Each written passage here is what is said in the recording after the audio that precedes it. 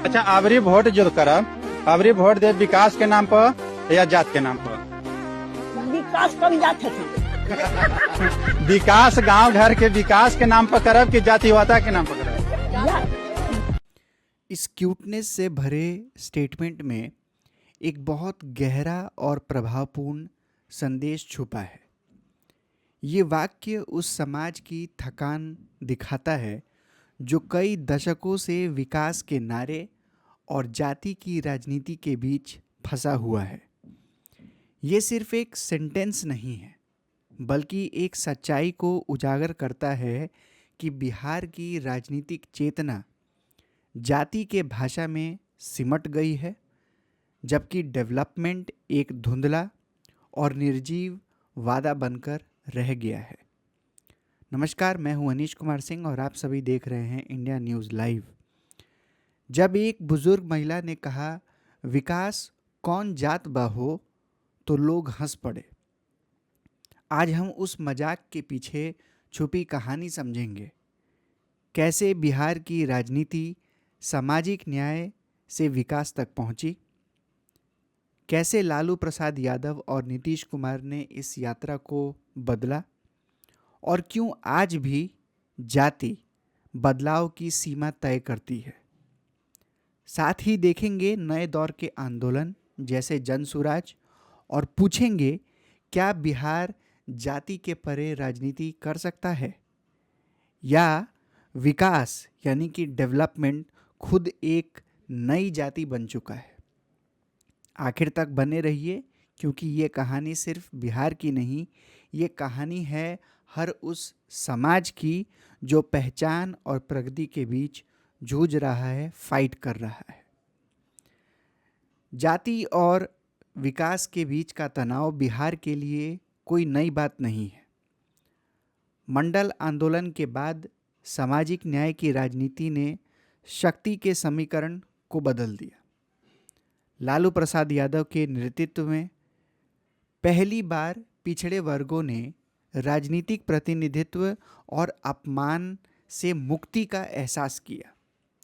वो समय लोकतांत्रिक विस्तार का था, जहां मार्जिनलाइज सेक्शन अपनी आवाज उठा रहे थे।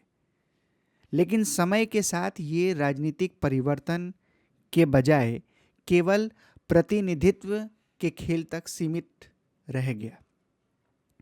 सत्ता के चेहरे बदले, पर शासन की प्राथमिकता वही रही। नतीजा ये हुआ कि विकास के नारे तो दिए गए, पर नीति में उसका प्रयोग मुश्किल से ही हुआ। उस बुजुर्ग महिला का वाक्य इन सब बातों को चीर कर हमें याद दिलाता है कि बिहार में विकास अब तक अपनी कोई सामाजिक पहचान नहीं बना पाया है। 21वीं सदी में डेवलपमेंट बिहार के चुनावों का सबसे मशहूर नारा बन गया। सड़क, नौकरी, बिजली और शिक्षा जैसे मुद्दे हर जगह छाए रहे।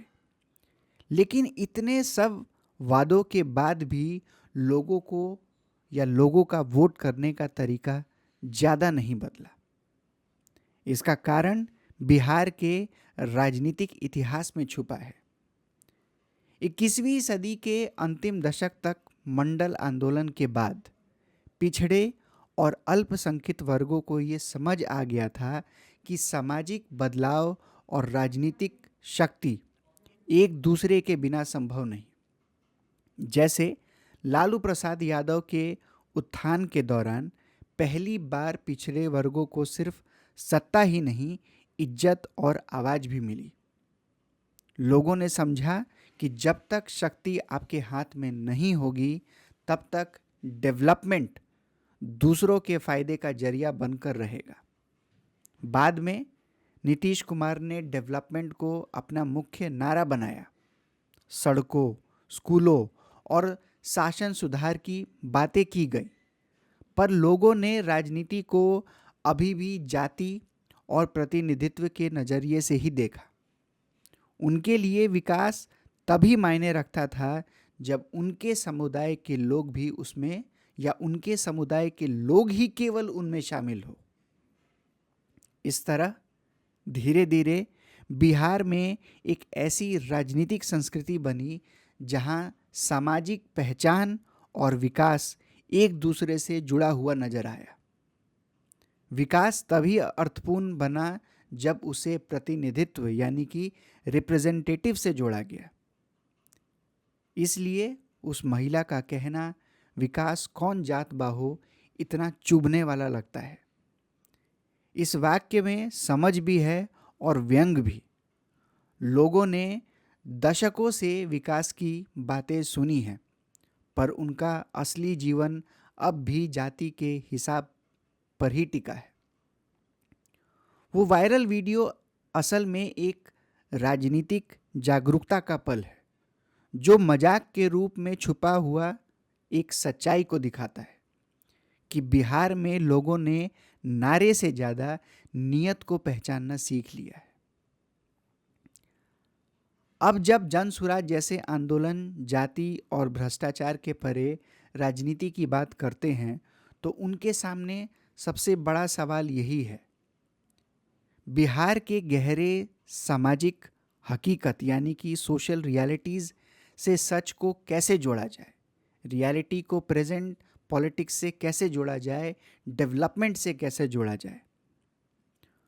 लोग अब पुराने नारों और गठबंधनों से थक चुके हैं। उन्हें मालूम है कि बिहार की राजनीति अब विचारों की नहीं बल्कि व्यक्तियों के बीच की लड़ाई बन गई है। इसी वजह से वैकल्पिक राजनीति का जो दावा किया जाता है वो ज़्यादातर बातों तक ही सीमित रह जाता है। असली वैकल्पिक राजनीति का मतलब एक नेता को दूसरे नेता से बदलना नहीं, बल्कि पूरे राजनीतिक सोच को बदलना होता है। जन सुराज इस दिशा में कदम तो बढ़ा रहा है, लेकिन अभी उसका सफ़र ज़्यादा अभियान जैसा लगता है, अंदाज से भरा हुआ पर विश्वास से कम। बिहार की वैकल्पिक राजनीति की कमजोरियां 3 चीज़ों में है। पहला, सामाजिक सच्चाइयों को सामना करने का हौसला। दूसरा, जन विश्वास को दोबारा जीतने की क्षमता। और तीसरा, जाति के अर्थ को नए नज़रिए से समझने की दृष्टि। अक्सर पार्टीज जाति को या तो नज़रअंदाज करती हैं या उसका इस्तेमाल करती हैं। विकास की बात तो सब करते हैं, पर ये कभी नहीं बताते कि विकास किसके लिए और किसके नियम पर। इसलिए बिहार में वैकल्पिक राजनीति अभी तक एक नारा है, एक सामाजिक शक्ति नहीं। अगर बिहार को इस जाल से आगे बढ़ना है तो जाति को मिटाना नहीं, बल्कि विकास को लोकतांत्रिक बनाने की जरूरत है। लक्ष्य जाति मुक्त राजनीति नहीं, बल्कि इक्वालिटी बेस्ड समतापूर्ण राजनीति होनी चाहिए, जहां विकास और जाति सभी समुदाय तक पहुंचे, सभी जाति तक पहुंचे, सिर्फ कुछ खास लोगों तक नहीं। असली परिवर्तन तब आएगा जब राजनीति बोलने से पहले सुनना सीखे और शक्ति की भाषा नहीं जनता की भाषा बोले। तभी विकास नारा नहीं बल्कि अनुभव बनेगा। सब जातियों के बीच एक साझा सच, एक इक्वालिटी बेस्ड इंटाइटलमेंट। तब तक बिहार की वैकल्पिक राजनीति रहेगी जैसे आज है, शब्दों में तेज पर प्रभाव में कमजोर। आखिर में बिहार की कहानी सिर्फ जाति या विकास तक सीमित नहीं है, ये विश्वास की कहानी भी है। वही विश्वास जो हर दफा टूटता है जब नए चेहरे पुरानी राजनीति लेकर आते हैं। विकास कौन जात बा हो, ये मजाक नहीं, ये एक कसौटी है। हर एक नेता के लिए जो बदलाव की बात करता है और हर नागरिक के लिए जो इक्वालिटी का सपना देखता है। विकास तभी सच होगा जब वो जाति का रंग छोड़ के जनता की आवाज बनेगा। हो सकता है असली क्रांति नारे से नहीं बल्कि लोगों के अंदर के फैसले से आए, जब बिहार कहे हमें शक्ति के लिए नहीं, उद्देश्य के लिए राजनीति चाहिए। और जब वो दिन आएगा तब बिहार को ये सवाल पूछने की ज़रूरत नहीं पड़ेगी कि विकास कौन जातबा हो, क्योंकि तब विकास खुद सबकी पहचान बन चुका होगा। तो ये था आज का एनालिसिस। मैं आप सबके व्यूज़ जानना चाहूँगा कि क्या बिहार इस बार जाति से ऊपर उठकर बदलाव के लिए वोट कर पाएगा। कमेंट में अपने व्यूज़ शेयर करें। मिलते हैं अगले एनालिसिस में। जय हिंद, जय भारत।